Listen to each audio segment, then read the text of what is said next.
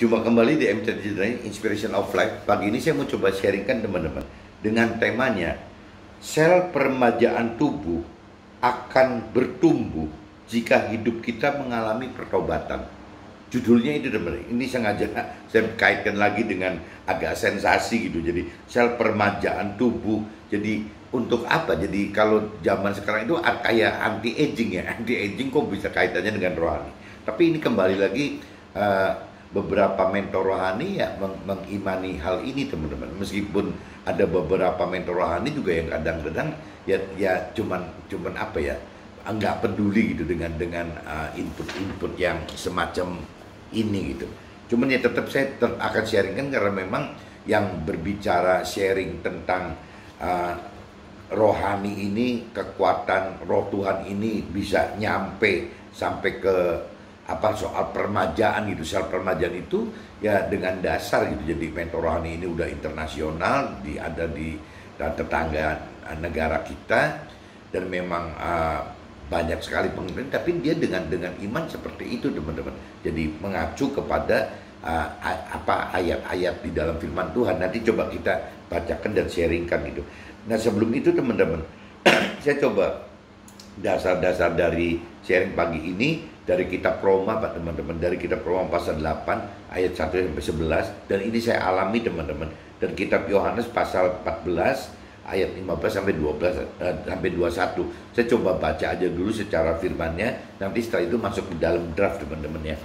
Nah ini saya baca dulu di kitab Roma pasal 8 teman-teman. Kitab Roma pasal 8 ayat 1 sampai 11 teman-teman. Periklopnya judulnya hidup oleh roh teman-teman. Judulnya itu hidup oleh roh gitu. Nah, demikianlah sekarang tidak ada penghukuman bagi mereka yang ada di dalam Yesus. Roh yang memberi hidup telah memerdekakan kita.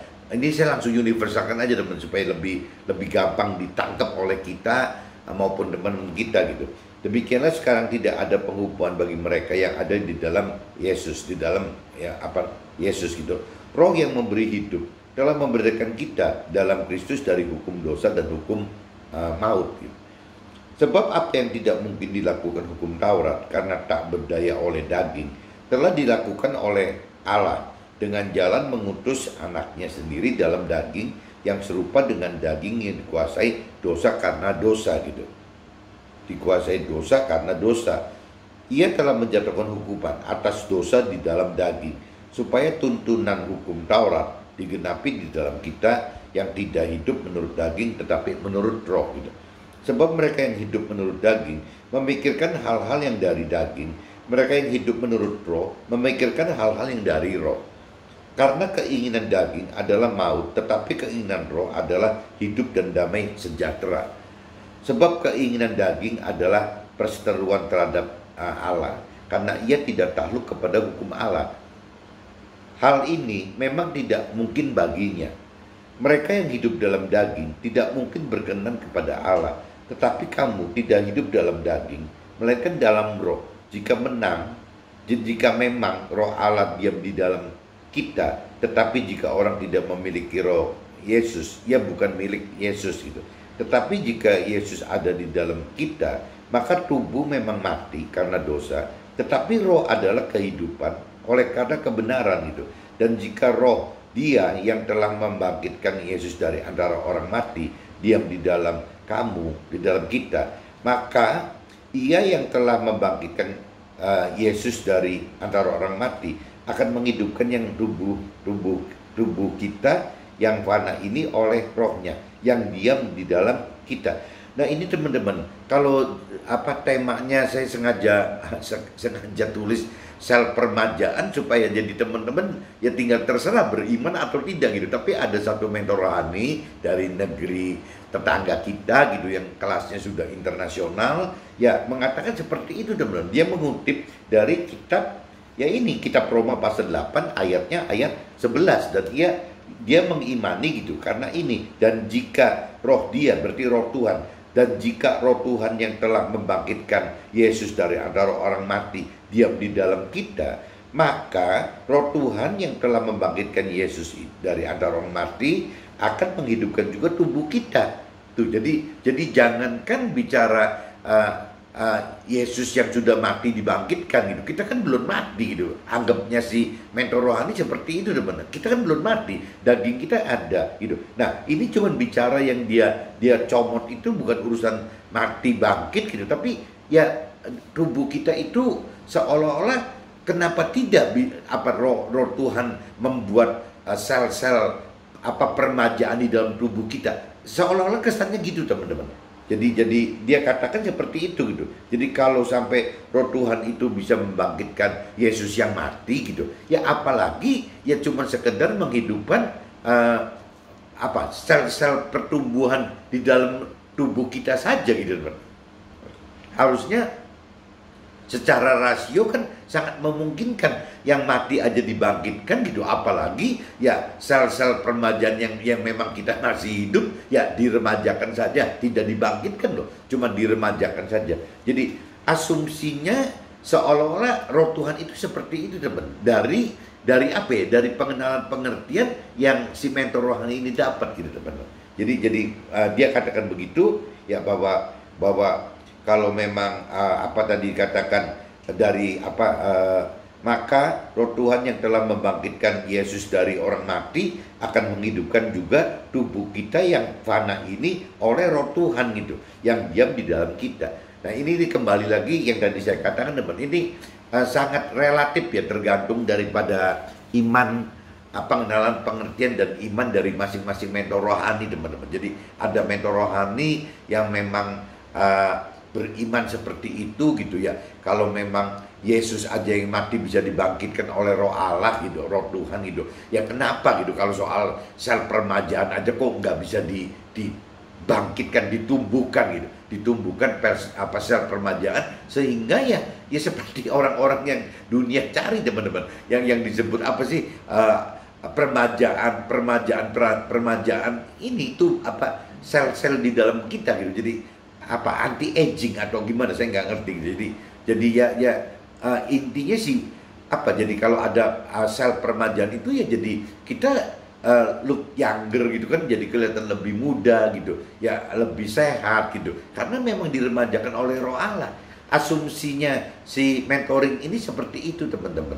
Jadi, tapi juga saya tidak bisa pungkiri memang ya balik lagi memang kelihatan muda gitu si pendeta ini yang sudah umurnya mungkin cuman berbeda dengan saya sekitar 3-4 tahun aja gitu, lebih muda dia, tapi kelihatannya seperti 30-an tuh teman-teman, masih tampak sekitar 30-an gitu. Jadi memang nggak bisa dipungkiri ya, dia selalu beriman seperti itu, meskipun ada beberapa mentoring yang mungkin nggak setuju gitu dengan pola-pola seperti itu. Ya mungkin karena mentoringnya tidak kelihatan muda dibanding sama si mentoring yang ini, mentor rohani yang mengimani ini. Ya ini saya nggak ngerti, tapi yang jelas dia katakan seperti itu, dan dia cuman dengan dalih soal gitu di kitab Roma pasal 8 ayat 11 itu ya, jangankan cuman membuat permajaan sel, permajaan tubuh kita gitu ya, kalau ada roh Tuhan gitu ya, untuk bangkitkan orang mati aja bisa gitu, apalagi cuma sekedar meremajakan sel di dalam tubuh kita.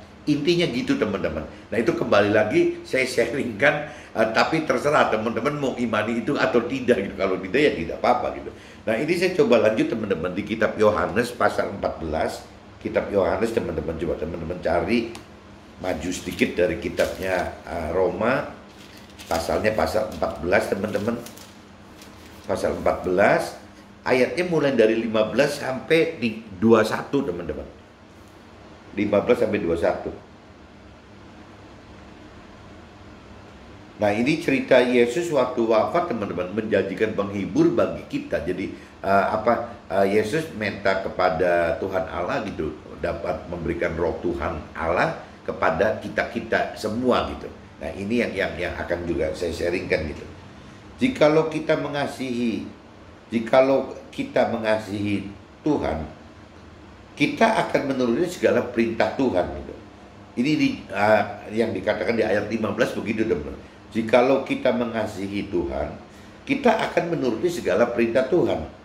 Kita akan minta kepada Tuhan Allah dan Tuhan Allah akan memberikan kepada kita seorang penolong yang lain, supaya ini penolong itu maksudnya penolong itu berarti roh Tuhan, teman. Jadi dan Tuhan Allah akan memberikan kepada kita roh Tuhan yang lain supaya roh Tuhan menyertai kita selama-lamanya gitu. Ini cerita kalau di Nasrani sebutnya Roh Kudus, teman-teman. Kalau di teman-teman di Muslim, kalau saya sharing katanya disebutnya Nur, cahaya dari Tuhan Allah gitu. Yaitu roh kebenaran. Kalau di Nasrani disebutnya roh Tuhan atau roh kebenaran atau Roh Kudus gitu. Jadi istilahnya seperti itu. Yaitu roh kebenaran. Dunia tidak dapat menerima dia sebab dunia tidak melihat dia dan tidak mengenal dia gitu. Tetapi kamu mengenal dia sebab roh Tuhan menyertai kita dan akan diam di dalam kita. Nah ini jelas nih teman-teman. Jadi apabila kita sudah bisa menerima Tuhan Allah, ya Tuhan Allah ya itu akan menghidupkan roh Tuhan di dalam kita, teman-teman, di dalam roh kita. Nah, cuman pengenalan pengertian bahwa di dalam kita itu ada tubuh jiwa roh ini yang mesti dimengerti dulu, teman-teman. Bahwa manusia itu punya 3 unsur tubuh jiwa dan roh gitu. Kalau binatang kan tidak punya, teman-teman. Cuman punya tubuh dan jiwa. Nah, problemnya banyak orang yang tidak mengenal bahwa di dalam kita itu bukan seperti binatang yang bukan tubuh dan jiwa, tapi punya roh gitu. Nah, ini yang butuh pengenalan pengertian bahwa di dalam kita itu ada 3 unsur tubuh jiwa roh, di mana roh kita ini adalah rumah gitu, bait dari situ rohnya Tuhan Allah ini, teman-teman. Jadi Tuhan Allah itu memberikan kepada kita ya akan ditaruh di situ gitu. Nah ini kalau di kitab Nasrani, teman-teman, apabila kita sudah masuk ke dalam kitab Perjanjian Baru, ini menghidupkan roh Tuhan di dalam roh kita itu nyata sekali, teman-teman. Ya karena itu yang tadi janji Yesus wafat itu gitu ya, akan minta kepada Tuhan Allah untuk memberikan roh Tuhan atau roh kebenaran atau roh kudus itu kepada setiap kita. Jadi Yesus minta itu, minta ke Tuhan Allah untuk ke kita. Tapi kalau saya simak di kitab Perjanjian Lama, teman-teman, ya harusnya kalau bicara Tuhan katakan, firman katakan bahwa manusia terdiri tubuh jiwa roh. Jadi mungkin dari zamannya Nabi Adam atau yang lainnya semua juga berarti kan mestinya harus ada unsur rohnya. Nah cuman kalau saya lihat unsur rohnya itu nggak dominan gitu, nggak nampak dominan, teman.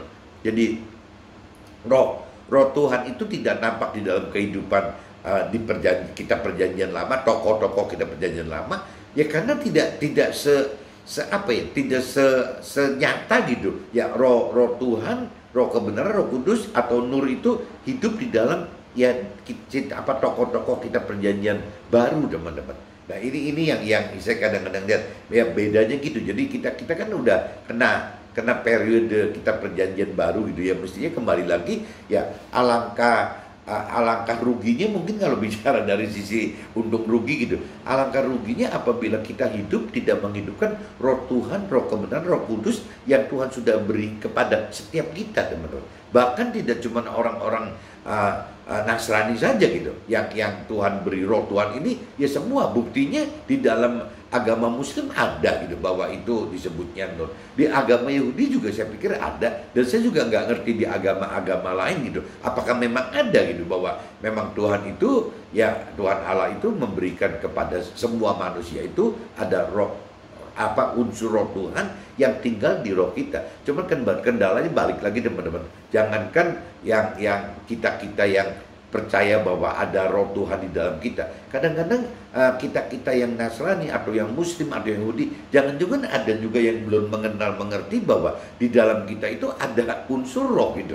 Ya, teman-teman saya di Nasrani banyak kok yang tidak mengenal, tidak mengerti maksudnya gimana sih? Ya masih begitu karena tidak jarang gitu, nggak banyak mentor-mentor rohani itu atau rohaniawan yang menjelaskan lebih dalam gitu bahwa di dalam manusia itu ada 3 unsur, bukan seperti binatang gitu. Nah, bahkan kadang-kadang sebagian orang menganggap sama, teman. Binatang sama manusia itu dianggap sama gitu.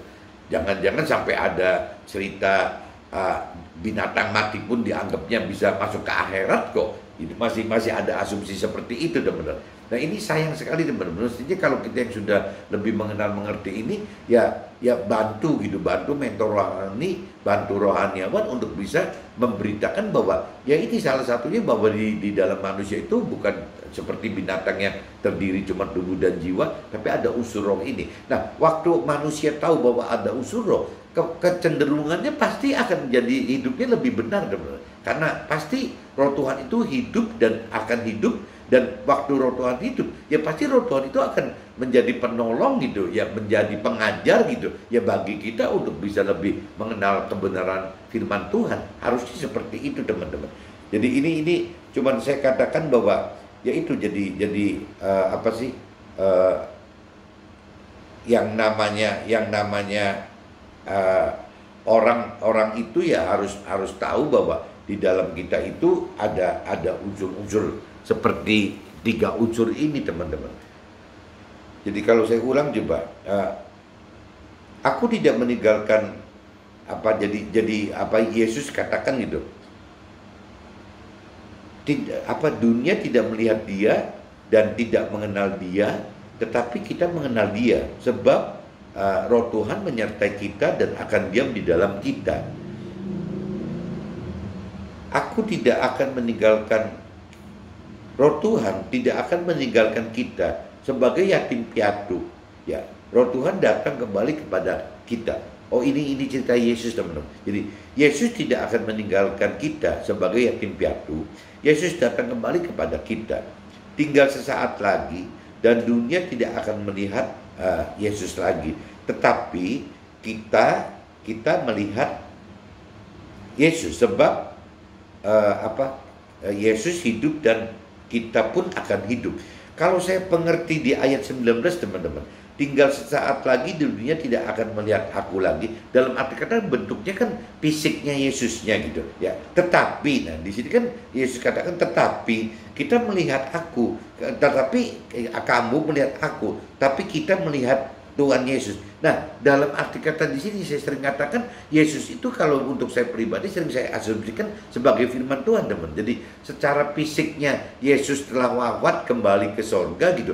Nah, waktu Yesus tinggal di dalam sini, yaitu berupa firman Tuhan, teman. Nah, ini yang dimaksud ayat 9 itu bagi saya itu seperti itu gitu. Jadi tetapi kita melihat firman Tuhan sebab firman Tuhan hidup dan kita pun akan hidup gitu. Nah, ini pengertian gitu. Jadi Yesus secara fisik wafat gitu, balik ke sorga. Tapi waktu Yesus balik ke sorga, Yesus meninggalkan ya firman Tuhan. Kenapa? Ya karena apa yang difirmankan, diberitakan oleh Yesus itu sama murid-muridnya kan dicatatin semua tuh menjadi kitab suci gitu ya. Ini yang maksud saya. Jadi waktu Yesus wafat kembali ke sorga, ya akhirnya ya ditinggal di dunia ini bukan ketemu fisiknya Yesus, tapi ketemu ya firman Tuhan ini gitu. Di asumsi saya seperti itu, teman-teman. Dan sampai hari ini ya memang berarti firman Tuhan itu tinggal di dalam kita gitu, bagi kita yang menghidupkannya gitu.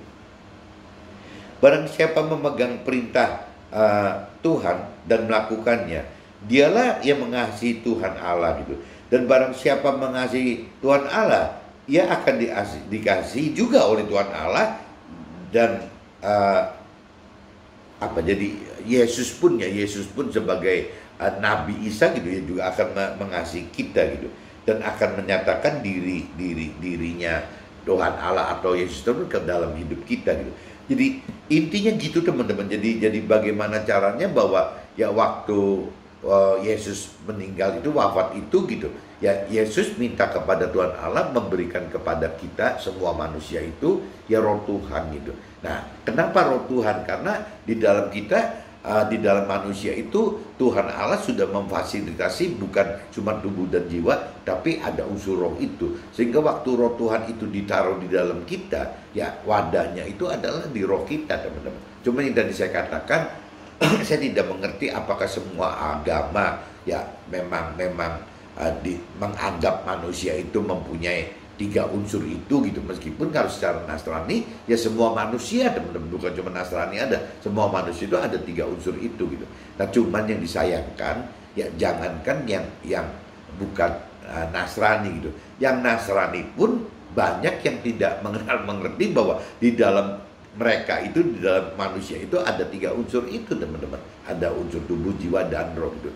Jadi kalau saya pelajarin apa yang terjadi di keluarga saya gitu, dari mulai kakek nenek saya juga nggak pernah jelasin ke saya, orang tua saya juga, ayah ibu saya juga nggak pernah jelasin ke saya, ya kakak adik saya juga nggak pernah jelasin kepada saya, ya cuma dari generasi saya gitu, ya mulai ada pengertian seperti itu. Nah, yang ini yang saya berusaha untuk menjelaskan ke anak-anak saya, ke pasangan saya, ke keluarga saya gitu. Meskipun waktu saya jelasin seperti ini tidak mudah, teman, tidak mudah untuk bisa diterima oleh orang lain gitu. Nah, makanya saya bilang kalau buat saya pribadi, ya saya mesti men-sharingkan ini bukan cuma di keluarga saya aja, tapi ya Tuhan pengen kita memberitakan kebenaran firman Tuhan itu ke sesama semua gitu. Makanya saya coba bikin vlog ini untuk bisa men-sharingkan ini, teman-teman.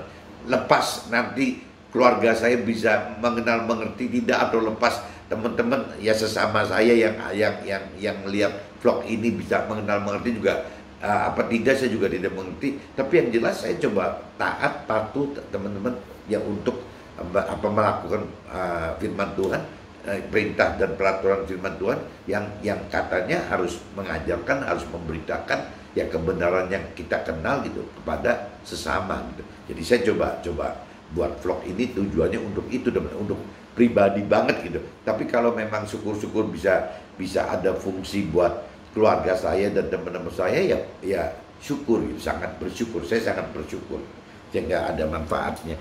Nah, ini saya sudah bacakan teman-teman di kitab Roma pasal 8 ayat 1 sampai 11 dan kitab Yohanes pasal 14 ayat 15 sampai 21. Nah, saya coba masuk ke draft aja teman-teman. Tanggal ini saya catatannya ada teman-teman. Jadi saya cerita tadi mentor rohani yang bicara permajaan sel itu ada, bukan nggak ada. Ini saya catat gitu. Tanggal 20 November 2016 teman-teman. Di kitab suci saya ada catatan ini gitu. Berarti 5 tahun yang lalu teman-teman. Ya, dengarkan sharing dari mentor rohani negara tetangga gitu tentang firman di kitab Roma 8 ayat 11. Ya, Roh Tuhan yang telah membangkitkan Yesus dari antara orang mati akan menghidupkan juga tubuhmu yang fana itu oleh rohnya yang diam di dalam kamu gitu. Itu bunyinya sebagian di kitab Roma pasal 8 ayat 11 itu begitu teman. Saya tulis sebagian aja gitu.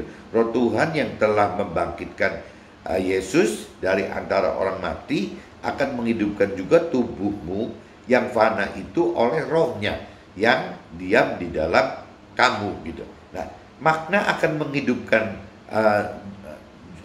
menghidupkan juga tubuhmu yang fana itu oleh rohnya gitu. Nah, ini si mentor rohani ini gitu beranggapan seperti ini teman maknanya.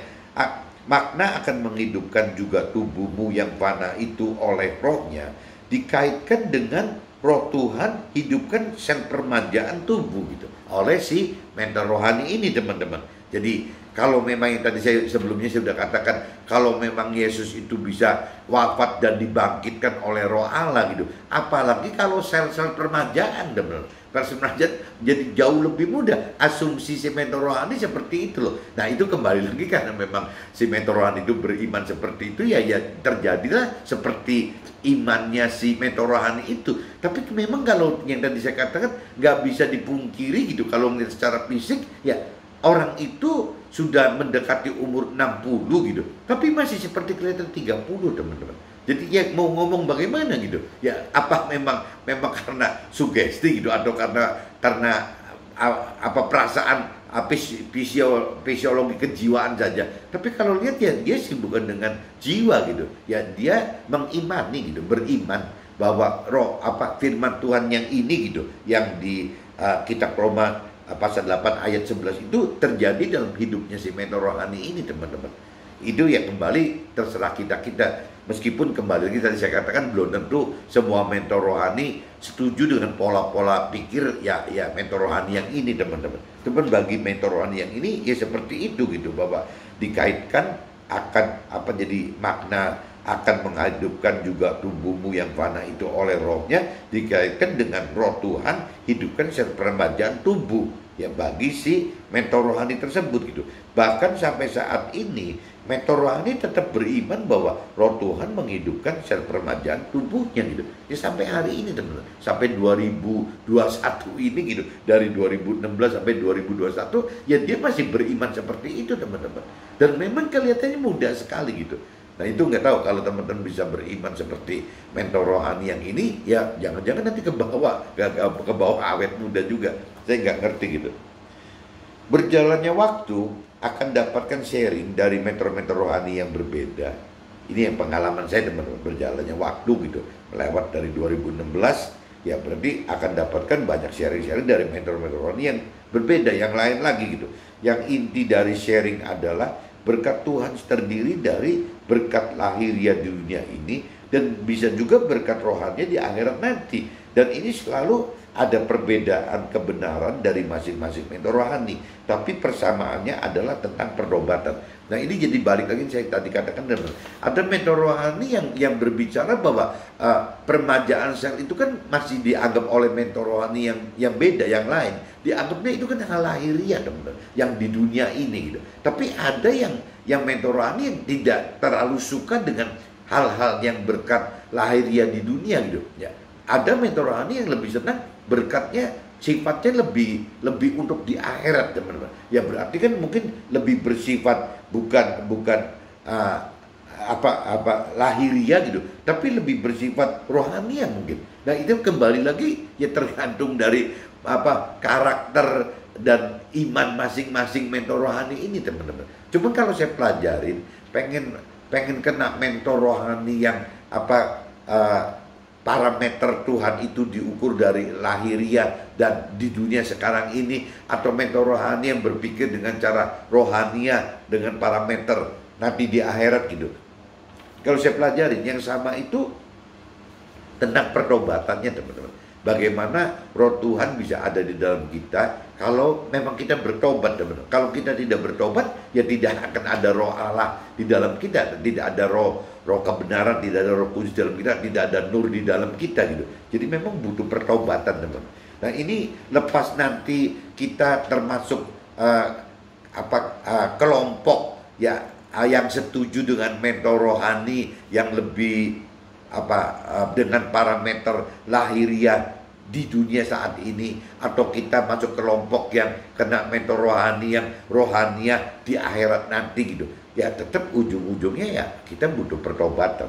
Nah pertobatan teman-teman, pertobatan adalah proses perubahan hidup yang awalnya dengan keyakinan diri beralih kepada percaya kepada Tuhan, dengan mau mengenal dan mampu mengerti akan firman Tuhan serta mampu melakukan firman Tuhan. Di mana untuk dapat mampu mengerti dan melakukan firman Tuhan akan butuh menghidupkan roh Tuhan yang sudah Tuhan berikan kepada setiap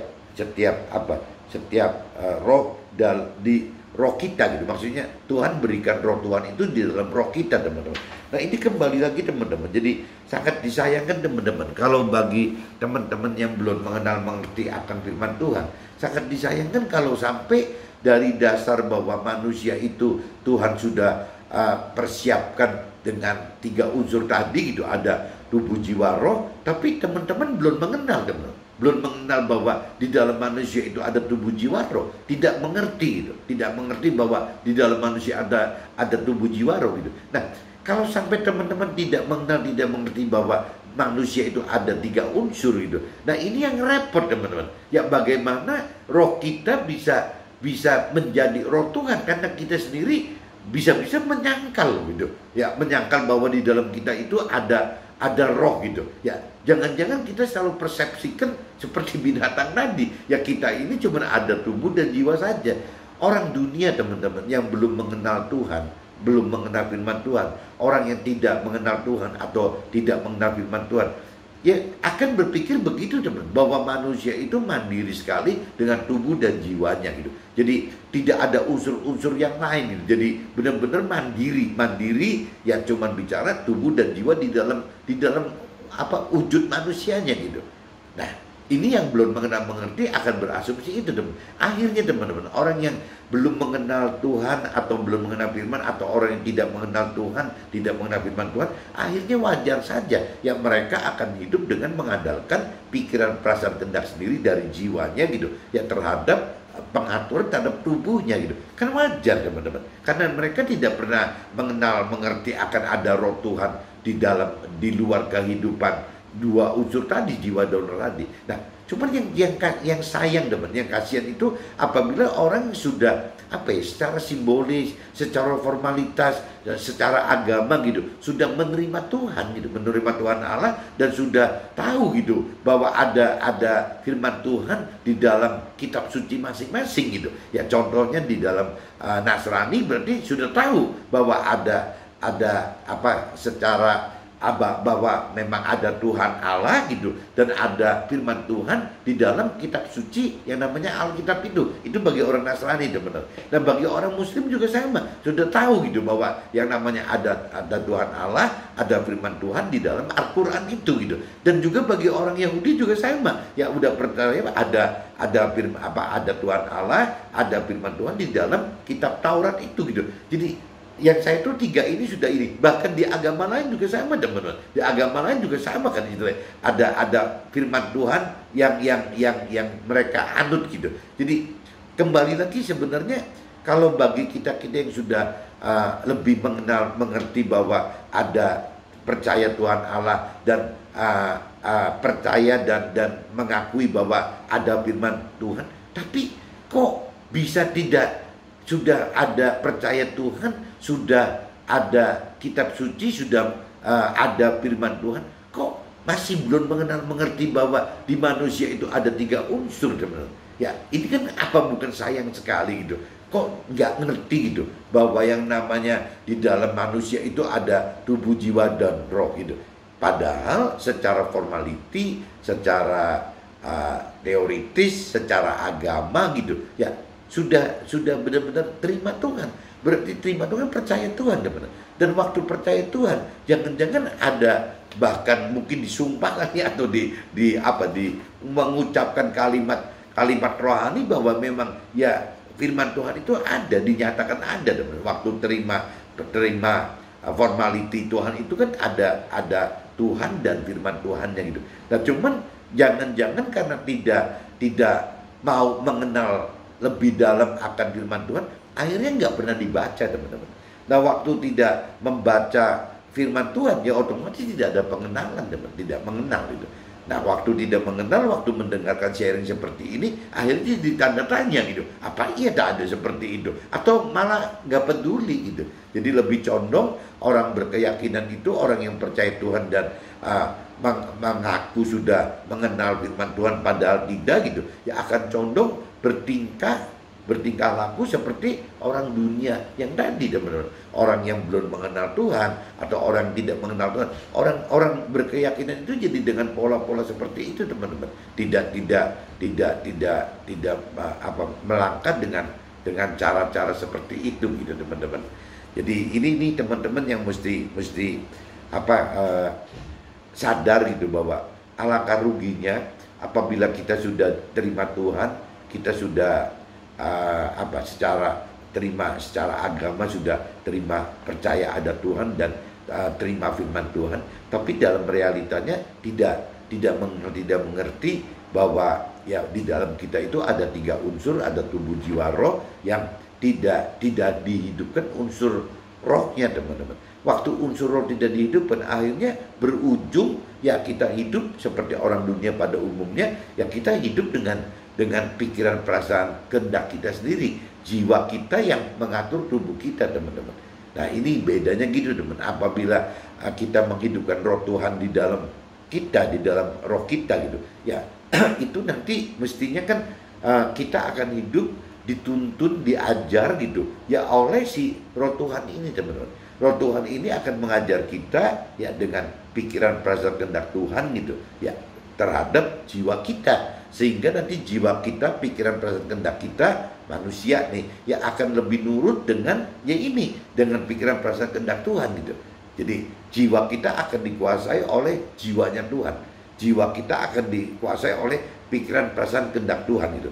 Nah akhirnya waktu jiwa kita dipaksa, diarahkan, diajarkan untuk sesuai dengan pikiran, perasaan, kehendak Tuhan, akhirnya tubuhnya jadi ngikut, teman.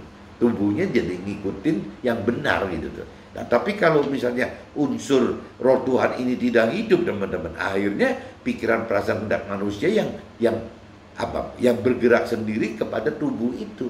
Nah, akhirnya ya yang tadi saya katakan, tidak ada bedanya gitu. Orang yang udah terima Tuhan tapi tidak dengan cara benar itu tidak beda dengan orang dunia pada umumnya itu, teman-teman.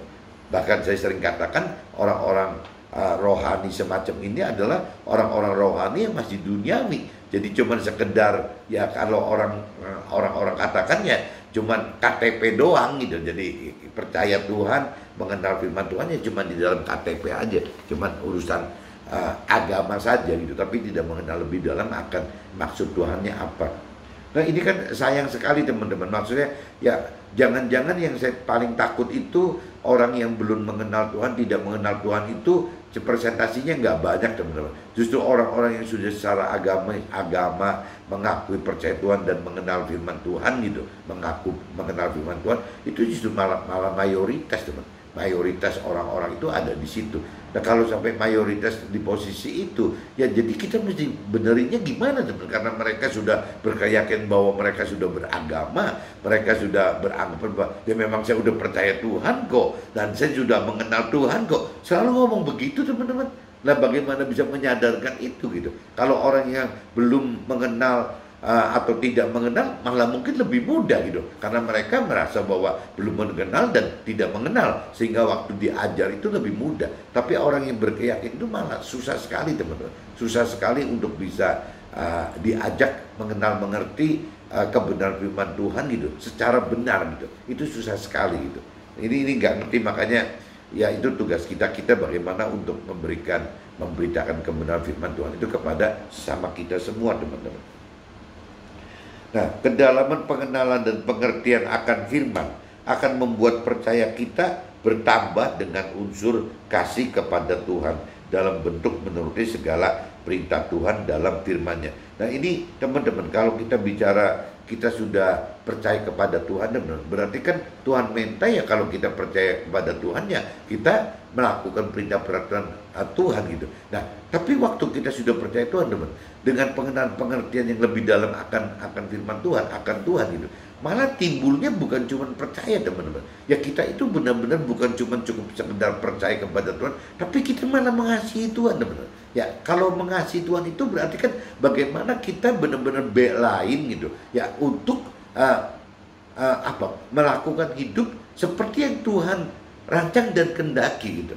Jadi apa gitu. Nah akhirnya bukan cuma sekedar percaya, ya akhirnya kita mengasihi Tuhan itu dengan wujud gitu. Ya kita ingin melakukan apapun juga yang Tuhan rancang dan kehendaki bagi kita, apapun juga yang Tuhan perintah peraturan bagi kita gitu. Nah ini sudah satu level lebih lagi, teman, bukan percaya tapi sudah mengasihi Tuhan gitu. Nah karena kalau kita udah makin mengenal, mengerti akan Tuhan, apa yang Tuhan minta itu tidak ada, teman-teman. Tidak ada yang untuk Tuhan gitu. Jadi Tuhan itu ya sebenarnya cuma meminta kepada kita yang pertama, teman-teman, bagaimana kita bisa melakukan firman Tuhan supaya kita mendapatkan keselamatan, teman-teman. Ya itu saja gitu. Nah adapun nanti kalau kita sudah melakukan firman Tuhan gitu untuk mendapatkan keselamatan tadi, ya kalau kita masih bisa gitu, masih mengasihi Tuhan, ya kita mesti mengajarkan firman Tuhan, teman. Mengajarkan apa? Ya supaya sesama kita juga ikut diselamatkan lagi, teman-teman. Jadi Tuhan menghendaki seperti itu, teman-teman.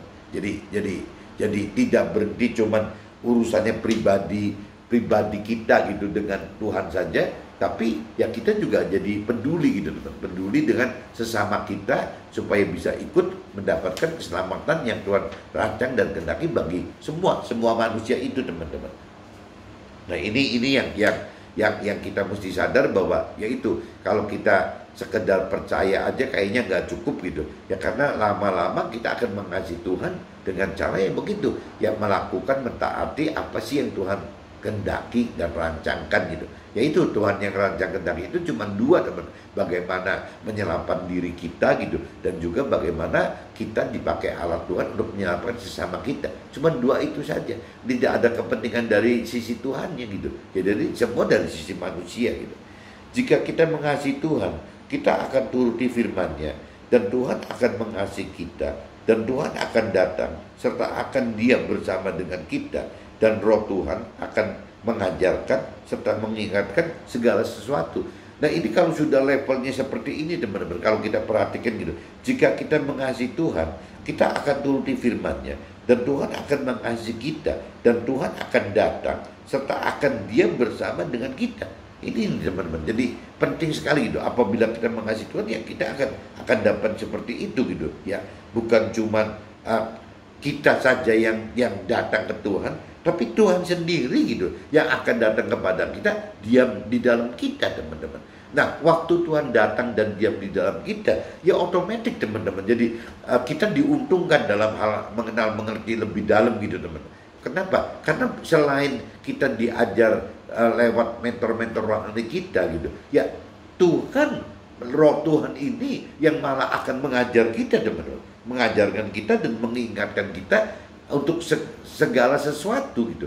Jadi sudah mempunyai mentor di dalam roh kita gitu. Nah, itu kelebihannya apabila kita mengasihi Tuhan sampai ya benar-benar kita total mengasihi Tuhan, ya makanya Tuhan akan datang dan diam di dalam kita. Makanya nggak aneh, teman-teman, apabila orang yang benar-benar mengasihi Tuhan itu ya kadang-kadang ya akhirnya siapa yang mementor orang-orang yang seperti ini. Ya sebenarnya Roh Tuhan sendiri gitu. Roh Tuhan itu yang mementor itu gitu. Mementor si orang-orang yang benar-benar mengasihi Tuhan, sehingga Tuhan datang dan diam di dalam orang-orang yang mengasihi tersebut gitu. Nah, ini percaya nggak percaya seperti itu, teman-teman. Cuman kalau saya pelajarin, teman-teman, kayak kuncinya kan adanya di pertobatan, teman-teman. Kalau kita sampai mengharapkan Roh Tuhan hidup di dalam kita untuk datang dan diam di dalam kita, sehingga kita setiap saat ada teman, teman-teman, sebagai penolongnya, sebagai penghibur gitu, sebagai pengajar gitu. Itu ada setiap saat, teman-teman. Jadi kadang-kadang ya mungkin dalam realitanya seperti orang autis kali, karena memang di dalam kita ada Roh Tuhan yang hidup gitu. Tapi ini autisnya autis positif, teman-teman, bagaimana gitu. Secara roh itu, Roh Tuhan itu hidup sekali dalam kita. Jadi ada satu kehidupan yang memang kita yang bersama Roh Tuhan itu secara pribadi, teman-teman. Nah, tadi dikatakan yang bisa mengajarkan, bisa mengingatkan, bisa menghibur, bisa menolong gitu. Itu Roh Tuhan itu fungsinya itu. Kenapa? Ya kembali lagi karena kita mengasihi Tuhan, sehingga Tuhan datang dan diam gitu di dalam kita. Nah, tapi kunci yang tadi yang paling umum itu kan pertobatan, teman-teman. Nah, kalau pertobatan itu banyak mentor rohani, teman-teman, yang mengingatkan itu bahwa apa sih, pertobatan itu kan butuh waktu, teman-teman. Sedangkan umur kita kan ada batas waktu, teman-teman. Nah, ini kalau kita nggak hati-hati tuh takutnya kalau pakai rasio gitu, ya makin tua umur kita, ya mestinya kan kita makin pengennya kan makin tinggi, teman-teman. Tapi kalau kita nggak mulai dari muda gitu, semuda mungkin gitu, ya nanti bagaimana bisa mencapai titik maksimalnya gitu, teman-teman. Itu kalau bicara secara rasional seperti itu. Contoh, teman-teman, kalau misalnya saya baru mencari Tuhan umur 40, sedangkan batas deadline-nya anggaplah 70-80 tahun, anggap 80 tahun aja, berarti saya separuh umur saya baru mencari Tuhan, teman-teman. Nah, kalau saya bicara secara rasional, 40 tahun mencari Tuhan, saya tidak akan hasilnya tidak akan maksimal gitu dibanding dengan orang-orang lain yang mungkin mencari Tuhan sejak umur 10 tahun, 20 tahun gitu. Nah, tidak sehebat itu secara secara rasional seperti itu, teman-teman. Meskipun ya bisa sih secara irasional gitu, ya bisa aja gitu, yang 40 tahun baru di zaman Tuhan itu juga bisa melampaui orang yang sudah percaya Tuhan, belajar Tuhan dari umur 20, ya bisa aja 40 tahunnya lebih unggul gitu. Bisa juga dari umur 60 baru ketemu Tuhan bisa lebih unggul dari umur 40 atau 20. Ya itu ada. Tapi kalau bicara pakai rasional gitu, secara pikiran perasaan kehendak manusia. Ya mestinya kan lebih aman teman, lebih aman apabila kita memulai mencari Tuhan itu ya mau mengenal firman Tuhan, mau mengenal firman Tuhan, mau mampu untuk mengenal Tuhan, mampu mengenal firman Tuhan. Itu kan dari muda kan lebih baik teman. Jadi kalau kita lihat grafik itu seperti itu. Karena pengenalan pengertian akan firman Tuhan itu akan lebih dominan teman-teman apabila kita mengalami teman. Mengalami itu berarti mengalami firman Tuhan sehingga benar-benar berasa sekali bahwa firman itu hidup dan roh Tuhan itu hidup gitu. Kalau kita mengalami, untuk mengalami ya jelas harus melakukan teman-teman. Kalau tidak melakukan firman Tuhan, bagaimana kita bisa mengalami hidup bersama Tuhan dan firman Tuhan? Kan nggak mungkin. Berarti kita harus melakukan firman Tuhan. Nah, waktu kita melakukan firman Tuhan, teman, ya berarti kita harus mengenal dan mengerti firman Tuhan, teman. Ya bagaimana bisa melakukan apabila kita tidak mengenal mengerti firman Tuhan? Nah, yang kembali kita bisa katakan, banyak sekali orang-orang yang punya keyakinan tidak mengenal mengerti firman Tuhan. Nah, terus bagaimana gitu kehidupan kesehariannya gitu? Ya pasti tidak melakukan firman Tuhan kan, karena tidak mengenal dan tidak mengerti firman Tuhan gitu. Nah, orang berkeyakinan itu ada kecenderungan seperti itu teman-teman.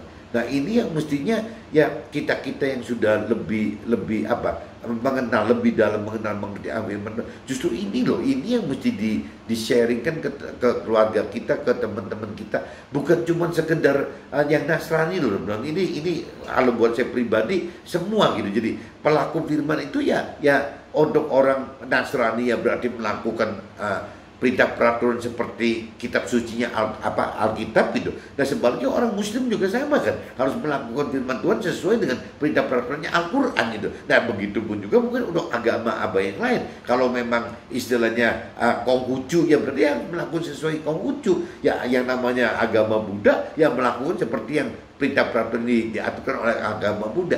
Jadi maksud saya ya kita harus sadar melakukan firman dong.